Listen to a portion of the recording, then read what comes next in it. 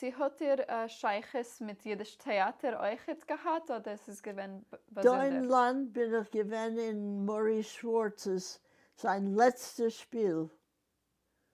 Und ich bin gewesen die Tochter von dem Maler Shiba. Ja, hat mir gemacht, ein sehr schönes Kostüm.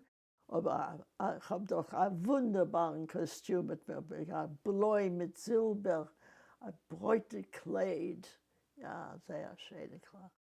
Wie es sich hereingepasst in sein Drama, weiß ich nicht.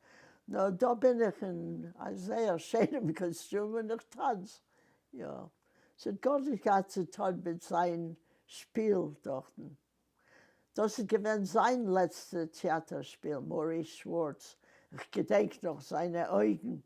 Es hat rote Augen, also wie ein Teufel. Ja, ein strenger Mensch.